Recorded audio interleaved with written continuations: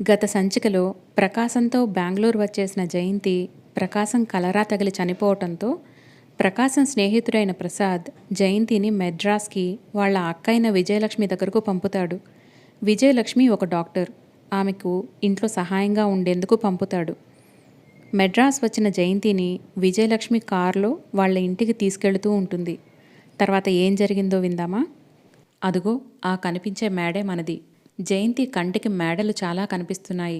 వాటిలో ఏది అని ఊహించబోయే లోపలే కారు హారన్ మోగించుకుంటూ వచ్చి చిన్నగా అందంగా ఉన్న 2 అంతస్తుల భవనం ముందు ఆగింది. ఇంటి ముందు ఆవరణలో చిన్న తోట ఉంది. ఇంటి పైభాగంలో బంగళా పెంకు వేసిన వరండా ఉంది. దానిమీదకి క్రింది నుంచి మాలతి బఠానీ పూలతీగలు పెనవేసుకు పాకి ఉన్నాయి.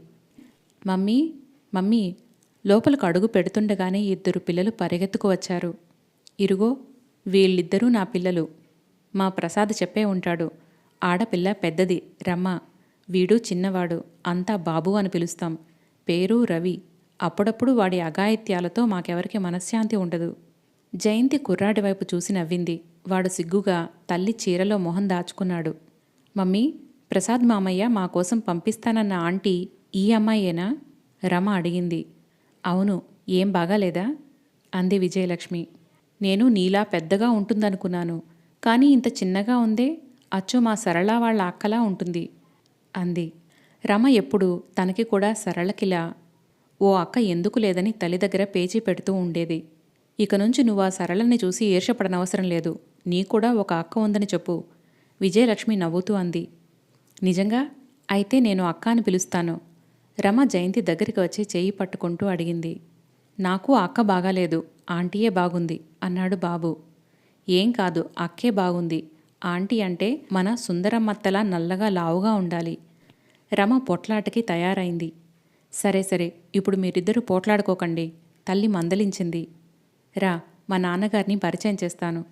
ఆయన ప్రస్తుతం నాకు ఇంకో కొడుకుతో సమానం. ప్రసాద్ చెప్పాడా? ఆయనకి పక్షవాతం అంది.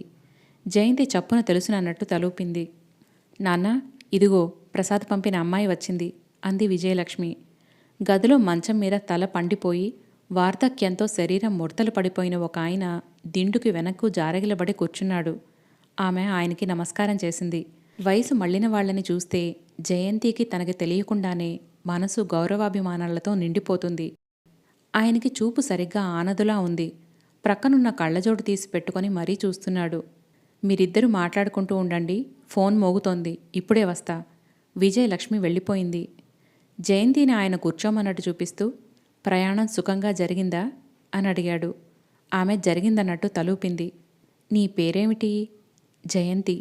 ఆయనకి కొంచెం చెవుడు కూడా ఉన్నట్టుంది. ఏమిటి, జయలక్ష్మా అన్నాడు. అదుగో హాస్పిటల్ నుంచి ఫోన్ వచ్చింది, నేను వెళుతున్నాను. విజయలక్ష్మి హడావిడిగా తండ్రి గదిలోకి వచ్చి చెప్పింది. ఇదిగో అమ్మాయి, పేరు కూడా నీ పేరే, జయలక్ష్మి అట అన్నారాయన. అలాగా, నాకింతవరకు పేరు అడిగే ధ్యాసే రాలేదు. పోన్లే నాన్న, లక్ష్మి అని పిలవచ్చు. ఏ, నీకేమైనా అభ్యంతరమా అంది. జయంతి నవ్వి లేదన్నట్టు చూసింది. సరే, నే వస్తా. ఇది కొత్త ఇల్లు అనుకుంటే లాభం లేదు. లోపలికి వెళ్ళి స్నానం చేసి భోజనం చేసేయి.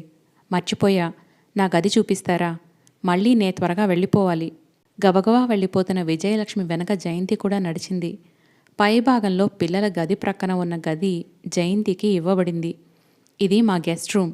ఎవరైనా చుట్టాలొస్తే మాత్రం నువ్వు పిల్లల గదిలో సర్దుకోవాల్సి వస్తుంది. ఇదిగో ఇది వరండా. గది ప్రక్కన ఇంత క్రితం క్రిందికి కనిపించిన వరండాలోకి దోవ తీస్తూ అంది విజయలక్ష్మి. వరండాకి గాజు తలుపులు బిగించి ఉన్నాయి. మనకి కావాల్సినప్పుడు ఎక్కడ కావాలంటే అక్కడ తెరుచుకోవచ్చు. అక్కడ నుంచి చూస్తే క్రింద వచ్చిపోయేవాళ్లు కనిపిస్తారు. మనం కనిపించకుండా వాళ్ళని మనం చూడవచ్చు. తోచనప్పుడు ఇక్కడ కూర్చుంటే హాయిగా పొద్దుపోతుంది అనుకుంది జయంతి. మరోసారి ఫోన్ గణగణా మోగడంతో, నాకోసమే, నువ్వు తీసుకొని నేను వెళ్ళిపోయానని చెప్పు అంటూ క్రిందికి పరిగెత్తింది విజయలక్ష్మి. విజయలక్ష్మికి భర్త వదిలేసిన ఆస్తిపాస్తులతో పాటు డాక్టరుగా స్వతహాగా సంపాదించుకున్న కీర్తి ప్రతిష్టలు కూడా పుష్కలంగా ఉన్నాయి. మనిషి మనసు వెన్నముద్దలాంటిది.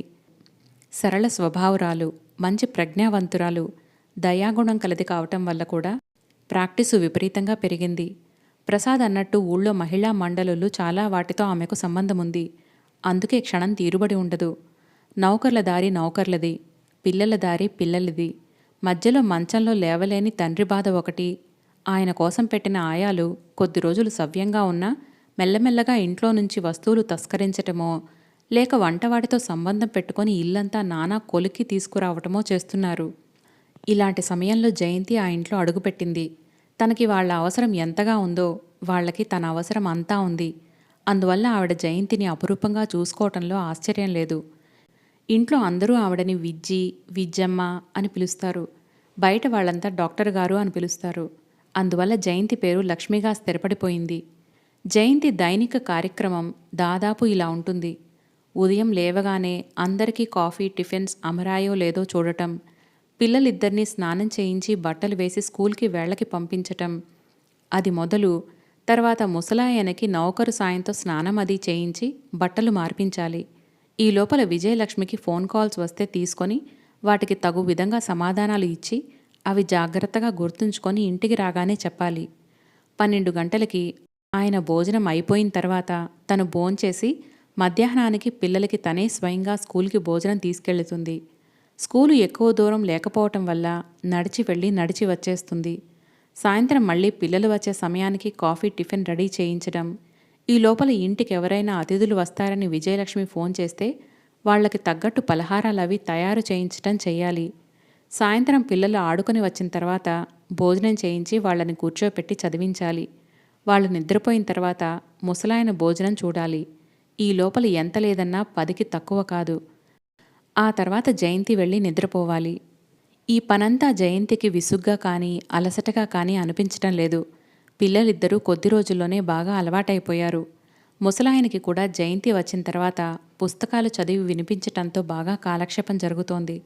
విజయలక్ష్మికి ఇక చెప్పనవసరం లేదు. ఇంటిని గురించి నిశ్చింతగా నిబ్బరంగా ఉంది. పిల్లల్ని గురించి, తండ్రిని గురించి ఇప్పుడు దిగులే లేదు. వాళ్ళకి సౌకర్యాలు సరిగ్గా అమరాయో లేదో అన్న బాధే లేదు. అన్ని విధాలా అందరికీ ఇంట్లో తృప్తిగా ఉంది. అందుకే ఆవిడ అందరికీ జయంతిని తన సెక్రటరీగా ఆడంబరంగా పరిచయం చేసుకుంటోంది. ఇంత అందమైన సెక్రటరీని ఎక్కడ సంపాదించావోయ్? స్నేహితులు వేళాకోళం ఆడేవాళ్ళు. ఏం లాభం, నేను మగవాడిని కాదుగా, ఆ అదృష్టం నాకు లేదు. విజయలక్ష్మి సీరియస్గా అనేది. అంతా పక్కుమని నవ్వేవారు. జయంతి బుగ్గలు ఎర్రబడగా అక్కడి నుంచి పారిపోయేది. క్రమేపీ ఇంటి విషయాలన్నీ ఒక్కొక్కటే జయంతి చేతుల్లోకి వచ్చేస్తున్నాయి. ఇప్పుడు పూర్తిగా పిల్లలకి కావాల్సిన బట్టలు, తండ్రికి కావాల్సిన మందులు, చివరికి తనకి కావాల్సిన చీరలు కూడా జయంతి తీసుకురావాలి. ఈ ఇంట్లో అధికారం తన చేతుల్లోకి వదిలే ముందు దానితో పాటు వాళ్ల ఆప్యాయత కూడా ఇస్తున్నారని గుర్తించిన జయంతికి బాధ అనిపించకపోగా ఓ వ్యక్తిత్వం లభించినందుకు ఆనందం కలగసాగింది. ఎప్పుడైనా ఒకసారి విజయలక్ష్మి హాస్పిటల్ నుంచి రావటం పొద్దుపోతే జయంతి మేలుకొని ఎదురు చూస్తుండేది. అందరూ పడుకున్నా నువ్వెందుకు నిద్రపోలేదు? ఇలా మేలుకుంటే నీ ఆరోగ్యం చెడిపోదు? నాకంటే అలవాటు అంటూ మందలించేది విజయలక్ష్మి. నేను కూడా పడుకుంటే మీకు కాఫీ ఎవరిస్తారు అనేది జయంతి. నేను ఆడదాన్ని కాదు, నేను తయారు చేసుకోలేనా? పైకి కోపం ప్రకటించినా లోపల జయంతి పట్ల అనురాగంతో విజయలక్ష్మి మనసు పొంగిపోయేది. ఆవిడ ఇన్ని పనులు ఊపిరి ఆడకుండా ఎందుకు కల్పించుకుంటోందో జయంతికి మెల్లమెల్లగా అర్థం కాసాగింది. కావాలని ప్రేమించి పెళ్లి చేసుకున్న భర్త హఠాత్తుగా కారు యాక్సిడెంట్లో చనిపోయాడు. ఆ బాధ ఆవిడ మనసులో ఇప్పటికీ ఎంత లోతైన గాయం చేసిందో ఆవిడకే తెలుసు. ఆ ఒంటరితనాన్ని భరించలేక తను లేకుండా నేనింకా బ్రతుకుతున్నాను అనే సత్యం గుర్తు చేసుకోకుండా ఉండేందుకు ఇలా ఊపిరాడని పనులతో తనని తను బిగించుకుంటోంది.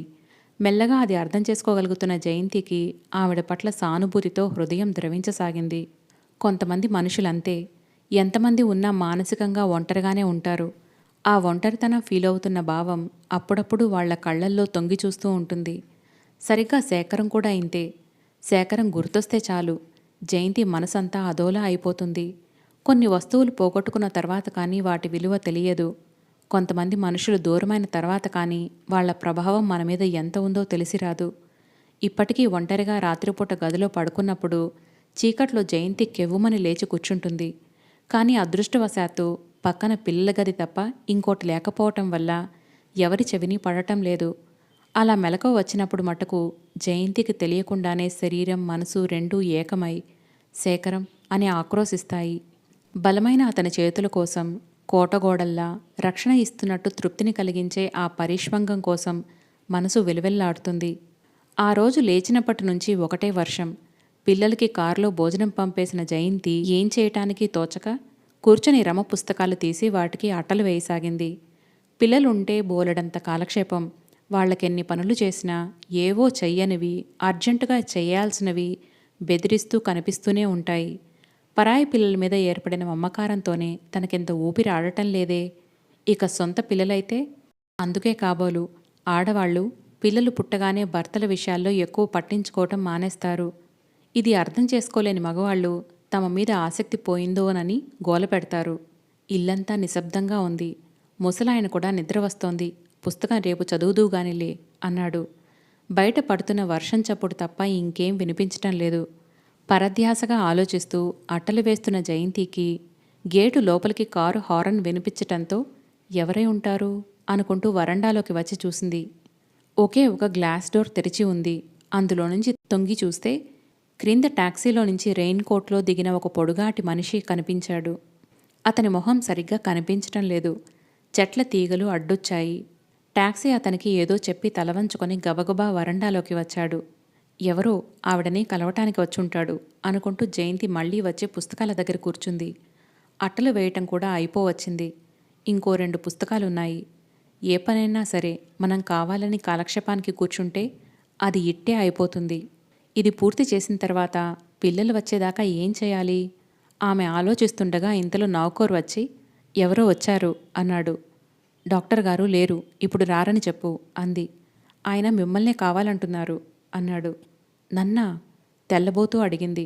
అవును, లక్ష్మి ఉందా అని అడిగారు. నీకు బుద్ధి లేదు, సరిగ్గా వినుండవు. నాకోసం ఎవరుస్తారు? జయంతి పుస్తకాలు చేతో అలాగే పట్టుకొని క్రిందికి వచ్చింది. అక్కడ మెట్లు దిగుతుంటే సగంలో నుంచే క్రింది హాలు కనిపిస్తుంది. వచ్చిన వ్యక్తి రైన్ కోట్ విప్పేసి ప్యాంటు జోబులో చేతులు పెట్టుకొని నిలబడి బయట తన వైపు పరిశీలనగా చూస్తున్నాడు. అతను కొద్దిగా అటు తిరిగి ఉండటం వల్ల వెనక నుంచి వస్తున్న జయంతిని చూడలేదు. జయంతికి క్షణంసేపు తన కళ్ళు తనని మోసం చేస్తున్నాయేమోనన్న భ్రమ కలిగింది. అదే జుట్టు, అలా చేతులు ప్యాంటు జోబులో పెట్టుకొని అదే భంగిమలో నిలబడటం ఎవరు? మతిపోయినట్టు అనిపించి జయంతికి గది, అందులో సామాను అంతా గిరగిరా తిరుగుతున్నట్టు అనిపించింది. అనుకోకుండా చేతిలో పుస్తకం జారి క్రింద మెట్ల మీద పడి దొర్లిపోయింది. అతను హఠాత్తుగా శబ్దం వినిపించటంతో గిరుక్కున వెనక్కు తిరిగాడు. అప్పటికే ఆమె వెనక్కు తిరిగి పైకి పారిపోయింది. పారిపోతున్న జయంతి చీరకొంగు పాదాల చివర్లు తప్ప అతనికి ఆ మనిషి ఎవరో కనిపించలేదు. గదిలోకి వచ్చి తలుపులు మూసుకున్న జయంతికి అంత వానలోనూ మొహం నిండా చెమటలు పట్టాయి.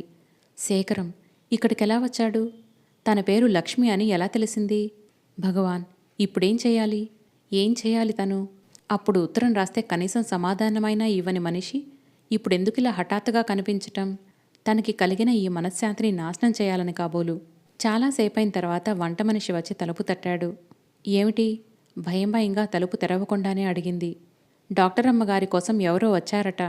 పెద్దయ్య గారు వెంటనే కాఫీ టిఫిన్ చేయమంటున్నారు. ఏం టిఫిన్ చేయాలి? అడిగాడు. ఆమె మెల్లగా లేచి తలుపు తీసి ఏదో ఒకటి చెయ్యి, నాకు ఒంట్లో బాగాలేదు అని మళ్ళీ టపిమని తలుపులు మూసింది. మళ్ళీ క్షణం ఆలోచించుకొని వెంటనే తలుపులు తెరిచి ఇదిగో నిన్నే అని పిలిచింది. వంటవాడు వెనక్కి తిరిగాడు. ఆ వచ్చిన పెద్ద మనిషి వెళ్ళగానే నాకు వచ్చి చెప్పు అంది. వాడు సరేనన్నట్టు తలూపాడు. ఆయన దగ్గర కూర్చొని జరిగిందంతా చెప్తున్నాడు కాబోలు. చెప్పని, తనెందుకు భయపడాలి? తనకిష్టం లేకుండా 1000 మంది సేకరాలొచ్చినా ఇక్కడ నుంచి తీసుకెళ్లలేరు. తొందరపాటులో చేసిన ఒక చిన్న తప్పు క్షమించలేకపోయాడే. అయినా ఇదేమిటి? ఇన్నాళ్ళు అతని కోసం వెలువెల్లాడిన మనసు అతను కనిపించగానే ఇలా రోషంతో ఎదురు తిరుగుతుంది. ఎందువల్ల? ఎందుకు తిరగదు? తనకేం అభిమానం లేదా? అప్పుడే ప్రకాశం చచ్చిపోగానే ఉత్తరం రాసినప్పుడు వెంటనే వస్తాడని ఎదురు చూసింది. అప్పుడు అసహ్యం అనుకున్నాడు కాబట్టి రాలేదు. పాపం, ఇప్పుడు తేరుకున్నాడు కాబోలు. చాలాసేపైన తర్వాత వంటవాడు వచ్చి తలుపులు తట్టాడు. ఆమె తలుపులు తెరిచి ఆత్రంగా వెళ్ళిపోయాడా అని అడిగింది. లేదు, అమ్మగారు వచ్చే వరకు ఉంటారట. బహుశా రాత్రికి ఇక్కడే భోజనానికి ఉండొచ్చు. ఇదిగో పెద్దయ్య గారు మిమ్మల్ని ఈ గోళీ వేసుకొని కాఫీ త్రాగి పడుకోమన్నారు. శారిడాన్ బిళ్ళ చూపిస్తూ అన్నాడు. జయంతి వెంటనే శారిడాన్ను మింగేసి కాఫీ తాగింది. భోజనానికుంటే మరి రాత్రికి ఏం చేయాలో అడిగాడు. నే వస్తున్నా పద. జయంతి వంట ఇంట్లోకి వెళ్ళి ఏమేమి చేయాలో చెప్పి వచ్చి మళ్ళీ గదిలో కూలబడింది. తనకెందుకు ఈ భయం? ధైర్యంగా ఎదురుగా ఎందుకు వెళ్ళలేదు? అర్థం కాని ఈ పిరికితనం ఏమిటి అసహ్యంగా? భోజనాల దగ్గర ఎదురు పడుతుంది. అన్నీ మనసులో అనుకోవడమే తప్ప పైకి ఏమీ చేయలేకపోతోంది. ఎందుకని? వంట పూర్తవుతుండగా విజయలక్ష్మి వచ్చింది. క్రింద కొద్దిసేపు మాట్లాడిన తర్వాత పైకి వచ్చే గబగబా జయంతి ఒళ్ళు పట్టి చూస్తూ, ఏమిటి, నీకొంట్లో బాగాలేదట? నాన్న చెప్పారు. ఉత్త తలనొప్పేనా, ఒళ్ళు నొప్పులు కూడా ఉందా అని అడిగింది ఆదుర్దాగా. తలంతా ఎలాగో ఉంది అంది జయంతి. ఉంటుంది, ఉండదు మరి. క్షణంసేపు కూర్చోమంటే కూర్చోవు, గిలకలా తిరుగుతూనే ఉంటావు. అసలే ఊళ్ళో బాగాలేదు, కదలకుండా పడుకో అని చెప్పి దుప్పటి కప్పి వెళ్ళిపోయింది. జయంతి లేవలేదు. పోనీ అలాగే కాని, అతన్నే చెప్పని. ఆశ్చర్యంగా నిజమా అంటూ ఆవిడనే తిరిగి రాని. ఆ క్షణం కోసం ఎదురుచూస్తూ పడుకుంది. తను చెప్పవలసిన సమాధానం క్షుణ్ణంగా గుర్తుంచుకుంది. కానీ జయంతి ఊహించినట్టు అలాంటిదేమీ జరగలేదు. పిల్లలు స్కూల్ నుంచి వచ్చిన తర్వాత శేఖర మామయ్య వచ్చాడు అని గోల తప్ప ఇంకేం వినిపించటం లేదు. భోజనాలు అయిన తర్వాత విజయలక్ష్మి పైకి వచ్చి జయంతిని పరీక్ష చేసి, జ్వరం లేదు, పర్వాలేదులే, అయినా సరే ఈ పూట భోజనం వద్దు అంటూ రొట్టె పాలు తినిపించింది. అది పూర్తయిన తర్వాత, లక్ష్మి, ఈ పూటకి నువ్వు రమా వాళ్లతో పడుకుంటావా? నాకు తెలిసిన ఒక అతనొచ్చాడు, ఈ పూట ఇక్కడే ఉంటాడు అంది. అయితే శేఖరం తన కోసం రాలేదన్నమాట. విజయలక్ష్మికి శేఖరం తెలుసా? ఎప్పుడూ ఈ విషయమే రాలేదే. జయంతి ఆశ్చర్యపోతూ లేచి వెళ్ళి పిల్లల గదిలో పడుకుంది. జయంతి పడుకున్న కొద్దిసేపటికి అతడు పైకి వచ్చాడు. పిల్లలిద్దరూ అతన్ని ఒక క్షణం కూడా వదలటం లేదు. లక్ష్మి, విన్నావా నీ కూతురేమంటోందో? శేఖరం పకపకా నవ్వుతూ అన్నాడు. ఏమంటోందే అడిగింది విజయలక్ష్మి. నన్ను పెళ్లి చేసుకుంటుందట అన్నాడు శేఖరం. మంచిదేగా, నీ కత్తగారయ్యే భాగ్యం దొరకాలంటే ఎంత అదృష్టముండాలి. లక్ష్మి కూడా నవ్వుతూ అంది. శేఖరం లక్ష్మి అని పిలుస్తున్నాడేమిటి? అందరూ విజ్జి అని పిలిస్తే ఇతను లక్ష్మి అని పిలవటంలో గల ప్రత్యేకత ఏమిటి? అయితే ఇంత క్రితం లక్ష్మి కావాలని శేఖరం అడిగింది తనని కాదన్నమాట. తనసలు ఇక్కడుందని కూడా అతనికి తెలియదేమో. ఆ మాటల ధోరణి చూస్తే తెలిసినట్టు లేదు. జయంతి మనసు అవ్యక్తమైన బాధతో కృంగిపోసాగింది. పక్కగదిలో పడుకున్నాడు శేఖరం. చాలాసేపు అతనితో కబుర్లు చెప్పిన తర్వాత పిల్లలు వచ్చి జయంతి గదిలో పడుకున్నారు. లక్ష్మి కూడా వెళ్ళటానికి లేచింది. ఏది, మీరంతా అంత బాగా పొగుడుతున్న ఆ కొత్త సెక్రటరీ దర్శనం కాలేదే నాకు మెల్లగా అన్నాడు శేఖరం. ఒంట్లో బాగాలేదు, రేపు ఉదయం చూద్దూగాని. నిజంగా లక్ష్మి నా సెక్రటరీ అని చెప్పటానికి గర్విస్తాను. అందం మంచితనం పోటీ పడుతూ ఉంటాయి లక్ష్మిలో అంది.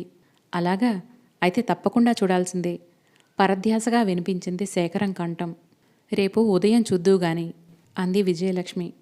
అలాగే లక్ష్మి, రేపు ఉదయమే నేను వెళ్ళిపోతాను. నువ్వు మళ్ళీ కనిపించవనుకుంటాను అన్నాడు. హాస్పిటల్లో ఓ కేసుంది, దానికేమీ కాంప్లికేషన్ రాకుండా ఉండి అర్ధరాత్రి వేళ నన్ను వాళ్ళు లేపకపోతే అంది విజయలక్ష్మి. ఆల్ రైట్, అయితే ఇప్పుడే గుడ్ నైట్ చెప్తాను అన్నాడు శేఖరం. ఓకే, మళ్ళీ ఎప్పుడొస్తావు అడిగింది. చెప్పలేను, ఇలాగే ఏదైనా పని తగిలితే సరి.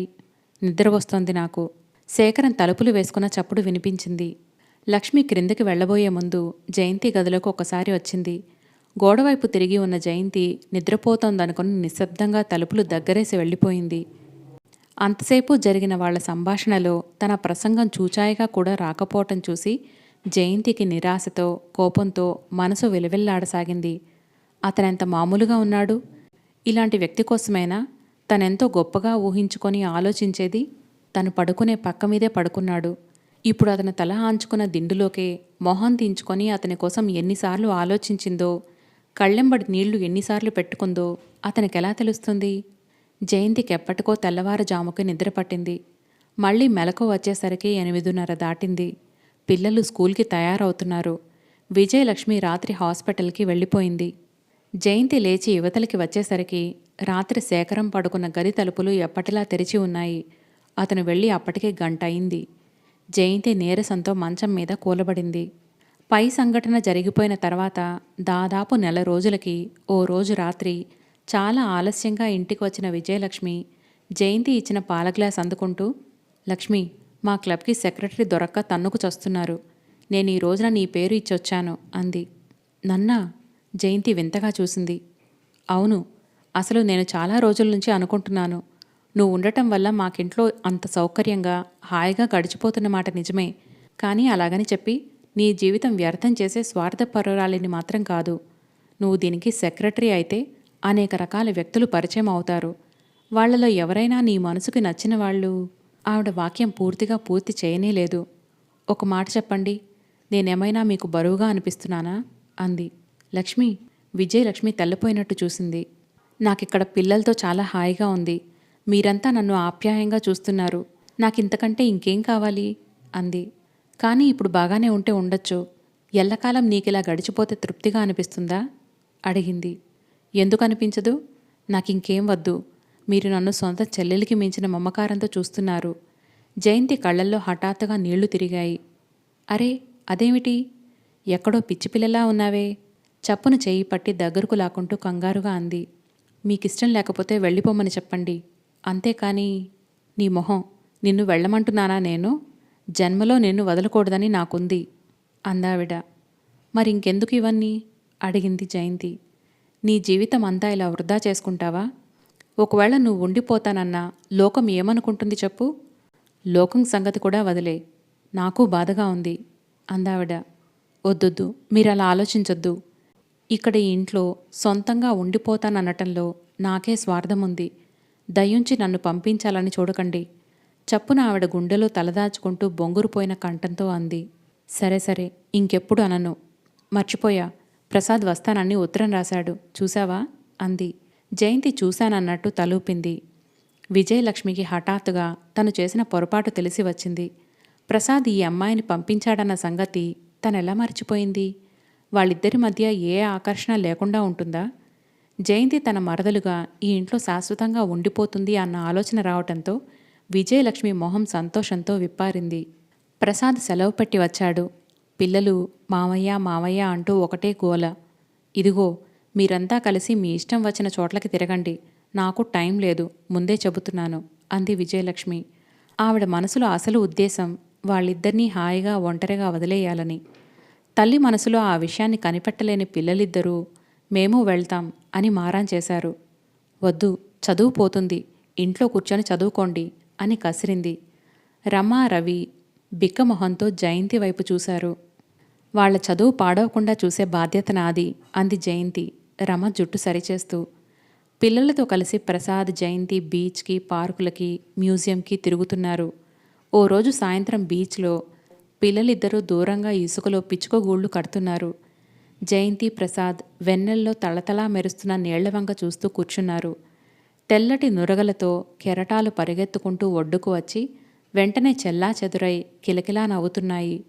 నీళ్లకేసి తదేకంగా చూస్తుండిపోయిన జయంతిని చూస్తూ, మీరు చాలా చిక్కిపోయారు అన్నాడు ప్రసాద్. జయంతి నవ్వి ఊరుకుంది. మనుషులు చిక్కిపోతే మనసులో ఏదో దిగులుందంటారు అన్నాడు. నాకేం దిగులు, హాయిగా ఉన్నాను అంది జయంతి. మరి మీ కళ్ళ క్రింద అలా నలుపు తిరిగిందెందుకు అడిగాడు. జయంతి మొహం క్రిందికి వాలిపోయింది. ఆ రోజు హఠాత్తుగా శేఖరం వచ్చి వెళ్ళినప్పటి నుంచి మనసులో లేదు. తనలో శక్తి, ఉత్సాహం అంతా అతనితో పాటు అదృశ్యమైపోయినట్టుంది. చెప్పండి, ఈ ఇంటికి పంపిన వాడిని నేనే. అంతా సవ్యంగా జరుగుతోందా అడిగాడు ప్రసాద్. స్వర్గంలా ఉంది అంది జయంతి. అది కేవలం నా ముఖప్రీతి కోసం మీరంటున్న మాట కాదుగా అన్నాడు. లేదు, నిజంగా మనఃపూర్వకంగా చెబుతున్నాను అంది. ప్రసాద్ చాలాసేపు అలల వైపు చూస్తుండిపోయాడు. జయంతి గుప్పెళ్లతో ఇసుక తీసి మెల్లగా వెదజల్లుతోంది. జయంతి పైకి బాగానే ఉంది, కానీ మనసులో ఎక్కడో చీకటి ఉంది. ఆ చీకటి ప్రకాశం మరణం తాలూకుదా? ఏమో, అతడిచ్చిన వెలుగు అంత దూరం వెళ్ళటం లేదు. చీకట్లో దాక్కున్న జయంతి బయటపడటం లేదు. ఇది ప్రసాద్ని వేధిస్తున్న సమస్య. జయంతిని పంపిన తర్వాత రాసే ప్రతి ఉత్తరంలో జయంతిని గురించి తప్పకుండా ఓ పేరా రాసేవాడు.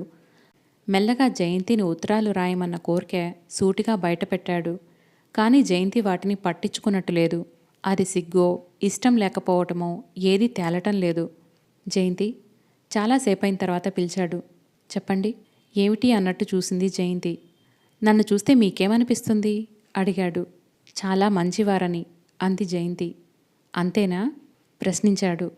మీ పరిచయం అవటం కేవలం నా అదృష్టమని అంది జయంతి. ఇంకేం అనిపించదా? జయంతి మాట్లాడలేదు. నాకేమనిపిస్తుందో చెప్పనా అన్నాడు. చెప్పండి. నత్తగుల్ల ఏరుకోటానికి వెళ్ళిన మనిషికి ముత్యపు చిప్ప దొరికిందని అన్నాడు. అర్థం కానట్టు చూసింది జయంతి. జయంతి, భగవంతుడు అనుకోకుండా ప్రసాదించిన ఈ ముత్యాన్ని నా హృదయంలో భద్రంగా దాచుకోవాలనుంది. ఇంతలో పిల్లలు పరిగెత్తుకు రావటంతో సంభాషణ ఆగిపోయింది. ఇక వెళ్ళిపోదామా, ఆకలేస్తోంది అన్నాడు బాబు. నేను చదువుకోవాలి అంది రమ. సంభాషణ సశేషం. జయంతితో అంటూ ప్రసాద్ నవ్వుతూ లేచాడు. ప్రసాద్ మాటల ధోరణి చూచాయిగా అర్థం చేసుకున్న జయంతి మనసు దిగులుతో కృంగిపోసాగింది. లక్ష్మి, బాబు, రమ వీళ్ళందరిలా అతను కూడా నిష్కల్మషంగా అభిమానించలేడా? సొంతం చేసుకోవాలన్న తాపత్రయం దేనికి? అతని అభిప్రాయాన్ని కాదని చెప్తే దెబ్బతిన్నట్టు చూస్తాడేమో. ఇంత సహాయం చేసిన మనిషిని బాధ పెట్టడం మటుకు ఏం మంచిది? ప్రసాద్ అంటే కృతజ్ఞత ఉన్నమాట నిజమే. కానీ ఆ కృతజ్ఞత అతన్ని భర్తగా పొందటానికి అంగీకరించటం లేదు. ఈ జన్మలో మళ్ళీ శేఖరం కనిపించడు. ఆ మాట వాస్తవమే. కానీ అతనంటే ఎంత కోపం ఉండని, ఎంత అసహ్యం ఉండని, తనలో స్త్రీ సహజమైన అనుభూతులు రేకెత్తిచ్చింది అతను. అతనికొక్కడికే ఆ అధికారముంది.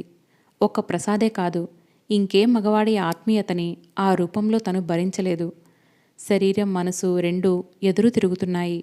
ఇది ప్రసాద్కి చెప్పటం ఎలా? ఈ రూపంగా ఇంట్లో అనవసరమైన అశాంతి రేకెత్తుతుంది కదా. కారు ఇంటి ముందుకు వచ్చి ఆగటంతో జయంతి ఆలోచనలు కూడా ఆగిపోయాయి. పిల్లలిద్దరూ దిగి ముందుగా లోపలికి పరిగెత్తారు. లోపల విజయలక్ష్మి ఎవరితోనో మాట్లాడుతోంది. పిల్లల్ని చూడగానే అదిగో వీళ్ళు వచ్చేశారు. రమా, మామయ్యేడి అంది. అడుగో వస్తున్నాడు అంది రమ. ప్రసాద్, చూడు నీకోసం ఎవరొచ్చారో. ఎవరు అంటూ గబగబా లోపల అడుగుపెట్టిన Prasad, hello Shekharam, what a surprise అన్నాడు హుషారుగా. అప్పటికే గుమ్మం వరకు వచ్చేసిన జయంతి చటుక్కున ఆగిపోయింది. ఎప్పుడు రావటం? ప్రసాద్ కంఠం వినిపించింది. ఇంత క్రితమే వచ్చాను వినిపించింది శేఖరం కంఠం. సందేహం లేదు, శేఖరమే. జయంతి లోపలికి వెళ్ళటమా మానటమా ఏదీ నిర్ణయించుకోలేకపోతోంది. ఇంతలో విజయలక్ష్మి, లక్ష్మి ఏదిరా అని అడిగింది తమ్ముణ్ణి. వస్తోంది, అదుగో గుమ్మం దగ్గర అన్నాడు ప్రసాద్. శేఖరం, నా సెక్రటరీని నువ్వు క్రిందటిసారి చూడలేదు కదూ? లేదు. కుతూహలంగా లేచి ఇటువైపు తిరిగి నవ్వబోయిన శేఖరం పెదవులు ఆగిపోయాయి. కళ్ళు ఆశ్చర్యంతో పెద్దవైనాయి. కనుబొమ్మలు ప్రశ్నార్థకంగా వంగాయి. అప్పటికే గుమ్మానికి ఆధారం చేసుకొని నిలబడిన జయంతి నవ్వబోయింది. కానీ నవ్వు రాలేదు. జయంతి, శేఖరం పెదవులు అస్పష్టంగా కదలటం వెనకనుండటం వల్ల అక్కా తమ్ముళ్ళిద్దరూ గమనించలేకపోయారు. జయంతి ఏదో చెప్పాలని ప్రయత్నం చేసింది. కానీ అది కూడా పూర్తిగా విఫలమైంది. శేఖరం ఒక్కడుగు ముందుకు వేశాడు. అరే, అదేమిటి అలా ఉన్నావు? ఒంట్లో బాగాలేదా? కళ్ళు తిరుగుతున్నాయా? ప్రసాద్ పరిగెత్తుకుంటూ వచ్చి 2 చేతులతో పట్టుకొని ఆదుర్దాగా అన్నాడు. ఏమిటి, ఏమైంది? విజయలక్ష్మి కూడా పరిగెత్తుకొచ్చింది. అప్పటికే జయంతి ప్రసాద్ చేతుల్లో మూర్చపోయింది. నీకు బుద్ధి లేదురా. అసలే ఆ అమ్మాయికి ఒంట్లో బాగాలేదని తెలిసి కూడా వచ్చినప్పటి నుంచి ఒకటే విధంగా తిప్పుతున్నావు. బాగా అలసట కలిగి ఉంటుంది. పైకి తీసుకెళ్దాం పదా అంది విజయలక్ష్మి. నువ్వులే అక్క. అక్కగారిని తప్పించుకొని ప్రసాద్ శేఖరం చూస్తుండగానే జయంతిని 2 చేతుల మధ్య లేవనెత్తి పైకి తీసుకెళ్ళిపోయాడు. శేఖరం, ఒక్క నిమిషం, ఇప్పుడే వస్తా. విజయలక్ష్మి కూడా తమ్ముడు వెనకాలే పరిగెత్తింది. గదిలో ఒంటరిగా నిలబడిపోయాడు శేఖరం. ఎంత టైం గడిచిందో అతనికి స్పృహే లేదు. విజయలక్ష్మి తిరిగి వస్తూ, సారీ శేఖరం అంది. పర్వాలేదులే. ఈ అమ్మాయి నీ సెక్రటరీనా అడిగాడు. అవును. ఏం లేదు, ఊరికే అడిగాను. శేఖరం పెదిమలు ఇంకేదో చెప్పటానికి ప్రయత్నిస్తున్నాయి. అదేం గమనించిన విజయలక్ష్మి టేబుల్ మీద పుస్తకాలు సర్దుతూ, నా సెక్రటరీయే కాదు, కొద్ది రోజుల్లో నా మరదలు కూడా కాబోతోంది. ప్రసాద్ వివాహం చేసుకోబోతున్నాడు అంది. అది విని శేఖరం నిశ్చేష్టుడైపోయాడు. ఐసీ. అతని కళ్లల్లో కోపం, విషాదం కలిసిపోయిన భావం ఒకటి తళుక్కుమని మెరిసి అంతలో మాయమైంది. సరే, నే వస్తా లక్ష్మి అన్నాడు. ఇదేమిటి, భోజనానికి ఉండవు? వీల్లేదు. ఓ ఫ్రెండ్ని కలుస్తానని మాట ఇచ్చొచ్చాను. ఏమీ అనుకోకు ప్లీజ్. ఆవిడ ఇంకో మాట చెప్పేందుకు అవకాశం ఇవ్వకుండా వెళ్ళిపోయాడు. హోటల్కి తిరిగి వచ్చేస్తుంటే ఆ రోజు హఠాత్తుగా పుస్తకం మెట్ల మీద జారవిడిచి పారిపోయిన మనిషి ఎవరో ఇప్పుడు స్పష్టంగా తెలిసింది. ఏం చేశాడు తను? తనలో ఏం చూసి జయంతి అలా దూరంగా పారిపోతోంది? శేఖరానికి జీవితంలో ఏనాడూ అనిపించినంత ఒంటరితనం, నిరాశ మనసులో గూడు కట్టుకోసాగాయి. జయంతికి మళ్ళీ మెలకువ వచ్చేసరికి మంచం పక్కనే కూర్చొని ప్రసాద్ ఆదుర్దాగా చూస్తున్నాడు. క్షణంసేపు అలా తన మీదకి వంగి ఆతరంగా చూస్తున్న మొహం అచ్చు శేఖరంలాగే కనిపించింది. చప్పున జరిగి అతని చెయ్యి లాక్కొని అందులో మొహం దాచుకుంది. నన్ను క్షమించండి, దయచేసి క్షమించండి అంది. ఏమిటిది? జయంతి, ఎందుకు? స్పష్టంగా వినిపిస్తున్న ప్రసాద్ కంఠం జయంతి మత్తు విదిలించి విడదీసి ఈ లోకంలోకి లాక్కొచ్చింది. వెంటనే చెయ్యి వదిలేసి ప్రసాద్ వంక చూసింది. అతను శేఖరం కాదు. గదంతా వెతికింది. ఎక్కడా అతను లేడు. ఆయనేరి అస్పష్టంగా అడగలేక అడిగింది. ఎవరు? శేఖరం సంగతాన్ని అడిగేది? ప్రసాద్ కుతూహలంగా ప్రశ్నించాడు. జయంతి అవునన్నట్టు చూసింది. అతనప్పుడే వెళ్ళిపోయాడు. వెళ్ళిపోయారా? అవును. ఏ? అతను నీకు తెలుసా? అనుమానంగా అడిగాడు. జయంతి చూపులు నీరసంగా తెలుసు అన్నట్టు సూచించాయి. ప్రసాద్కి సంగతేమిటో క్షణంలో బోధపడింది. జయంతి మూర్చపోవటానికి కారణం కూడా తేటతెల్లమైంది. శేఖరం తెలిసిన మనిషి కావటం వల్ల ప్రకాశం సంగతంతా మళ్ళీ బయటికి వస్తుందని భయపడిపోయి ఉంటుంది. పిచ్చిపిల్ల, పాపం. జాలితో అభిమానంతో ప్రసాద్ గుండెలు సముద్రంలా పొంగాయి. వెంటనే జయంతి చేతిని తన 2 చేతుల్లోకి తీసుకొని ఆప్యాయంగా నిమురుతూ ప్రేమ ఉట్టిపడుతున్న కంఠంతో, భయపడకు జయంతి, 1000 మంది శేఖరాలు వచ్చినా నిన్ను నా నుంచి విడదీయలేరు అన్నాడు దృఢంగా. అతను చేస్తున్నదేమిటో జయంతికి బొత్తిగా అర్థం కావటం లేదు. తెలిసిందల్లా ఒకటే. అది శేఖరం స్వయంగా చూసి కూడా ఏమీ ఎరగనట్టు నిర్లక్ష్యంగా వెళ్ళిపోయాడు. జయంతి గుండెల్లో దుఃఖపు కెరటాలు విరుచుకు పడుతున్నాయని ఎవరికీ తెలియదు. అప్పటికే విజయలక్ష్మి ఇచ్చిన నిద్రమాత్రలు పనిచేయటం మొదలుపెట్టడంతో కళ్ళు మెల్లగా మూతలపడ్డాయి. 2 సంవత్సరాల క్రితం యుద్ధంలో మరణించిన ప్రసాద్ అన్నగారు గోపాలం, శేఖరం క్లాస్మేట్స్ అట. ముఖ్యంగా లక్ష్మికి శేఖరం అంటే ప్రాణమట. నీకంటే చాలా పెద్దదాన్నైపోయాను గాని లేకపోతే పెళ్లి చేసుకుందును అని తమాషా చేసేదిట. గోపాలం మరణించటంతో శేఖరం రాకపోకలు బాగా తగ్గిపోయినాయి. ఎప్పుడో 100కి 100కి ఒకసారి ఉత్తరం రాయటం కానీ రావటం కానీ చేస్తాడు.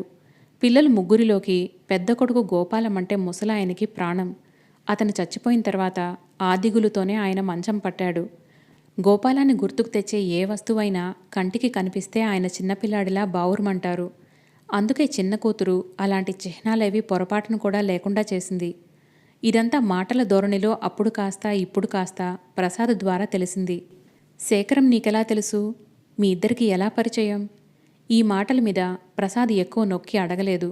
ఆ రోజు జయంతి మూర్ఛపోవటానికి కారణం శేఖరమని విజయలక్ష్మికి తెలియనే తెలీదు. ప్రసాద్ వెళ్ళిపోయే రోజు దగ్గరకు వచ్చింది. మీ ఇద్దరి మనసులు కలిసిన తర్వాత ఇంకెందుకు ఆలస్యం?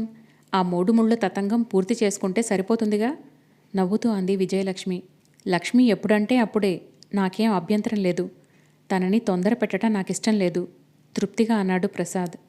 అతను అక్కగారి ముందు, తండ్రి ముందు జయంతితో మాట్లాడాలంటే సిగ్గుపడేవాడు. వారం రోజులు గడిచిపోయినాయి. ప్రసాద్ వెళ్ళిపోయాడు. జయంతి క్రమేపీ నీరసించిపోసాగింది. ఇదిగో, ప్రసాద్తో నాకు పెద్ద పోట్లాట తెచ్చిపెట్టేలా ఉన్నావే, మరీ అంత చిక్కిపోతే ఎలా? అమ్మాయి, గట్టిగా చెబుతున్నా, నువ్వు ఈ పని గిని ముట్టుకోటానికి వీల్లేదు. కడుపు నిండా భోజనం చేసి పిల్లలతో కులాసాగా నీ ఇష్టం వచ్చినట్టు తిరుగు. ఇదిగో, ఈ టానిక్స్ తాగటం మర్చిపోకు. ఓ రోజు గట్టిగా మందలిస్తూ అంది విజయలక్ష్మి. ఆ రోజు బొంబాయి నుంచి ఆవిడ స్నేహితులు వచ్చారు. భార్యాభర్త ఇద్దరే కావటం వల్ల జయంతిని తన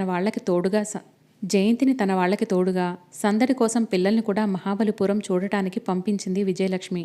మహాబలిపురంలో గెస్ట్ హౌస్ సముద్రపు ఒడ్డుకి ఆనుకొని ఉంది. 2 అంతస్తుల ఆ భవనంలో పైన వరండాలో నిలబడి చూస్తే ఎదురుగుండా వత్తుగా పెరిగిన సరుగుడు చెట్లు కనిపిస్తాయి. వాటి మధ్య నుంచి సన్నటి కాలిబాట సముద్రం దగ్గరకు తీసుకువెళుతుంది. పై వరండాలో స్తంభాన్నానుకొని సాయంకాలపు నీరెండని రెప్పవాల్చకుండా చూస్తున్న జయంతికి గంభీరంగా కనిపిస్తున్న సముద్రపు ఘోష, నీకింక ఈ ప్రపంచంలో పనేముంది? ఉండి ఏం సుఖపడతావు? నీకెవరున్నారు? నాలోకి రా, వచ్చేయ్, సందేహించకు అని చేతులు చాచి అరుస్తున్నట్టు అనిపిస్తోంది. నిజమే, తనేం చెయ్యాలి? కొద్ది రోజుల్లో ప్రసాద్కి ఏదో ఒకటి చెప్పక తప్పదు. అయిష్టాన్ని వ్యక్తపరిస్తే అతని మనసు గాయపడటం నిజం. ఎంతో ఆశతో తృప్తితో వెళ్ళాడతను. చెప్పకపోతే మౌనం అంగీకారంగా తీసుకొని తొందరపడుతున్నాడు. ఈ కొద్ది రోజుల్లో జయంతికి ఒక విషయం మాత్రం స్పష్టంగా తెలిసిపోయింది. శేఖరం తప్ప ఇంకో వ్యక్తి స్పర్శ కూడా తను భరించలేదు. అతను చూసి కూడా మాట్లాడకుండా, కనీసం గుర్తించే ప్రయత్నమైనా చేయకుండా వెళ్ళిపోయాడు. మనసు రోషంతో, అవమానంతో మెలితిరుగుతున్న మాట నిజమే. అతను తనకిక ఎండమావి అన్న సంగతి కూడా తెలుసు. అయినా సరే మనసు రాజీ పడటం లేదు. అది విచిత్రం. తను వచ్చేయటం వల్ల అతనికి మంచి జరుగుతుందని ఆశించింది. సరిగ్గా అదే జరిగింది. ప్రమీలని పెళ్లి చేసేసుకొని ఉంటాడు. పరిస్థితులు చక్కబడిపోయి ఉంటాయి. అందుకే మళ్ళీ జీవితంలో తను ఎక్కడ ప్రవేశిస్తుందోనని భయపడి ఉంటాడు. లేకపోతే ప్రకాశంతో వచ్చానని అసహ్యించుకొని ఉంటాడా? ఏమైనా అనుకోని. అతనెప్పుడూ అంతే.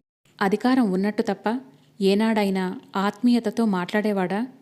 అది కేవలం సహాయం చేసి అవసరంలో ఆదుకున్నాను అనే అహంకారమేగా. పోన్లే, అతని పట్ల తనకున్న ఈ అనురాగం ఇలా గుప్తంగా ఉండిపోని. అదే మంచిది. ఇలా ఒంటరిగా కూర్చుంటే అశాంతి మనసుని ముక్కలు ముక్కలుగా చీలుస్తుంది. భయంకరమైన ఆలోచనల వైపు రెచ్చగొడుతోంది. పిల్లలతో కలిసి ఉంటే నయం అనుకుంది జయంతి. జయంతి పైనుంచి మెల్లగా మెట్లు దిగి క్రిందకు వస్తోంది. క్రింద నుంచి ఎవరో వస్తున్నారు. వాళ్ళెవరో గమనించకుండానే ప్రక్కకు ఒదిగి తలదించుకొని గబగబా వచ్చేస్తున్న జయంతిని వెళ్తున్న అతను హఠాత్తుగా ఆగి భుజం మీద చేయి వేసి పట్టుకున్నాడు. కెవ్వుమనబోయి తలెత్తి అంతలోనే ఆగిపోయింది. ఎదురుగుండా శివరాం నిలబడున్నాడు. శివరాం? ఆశ్చర్యంగా అడిగింది.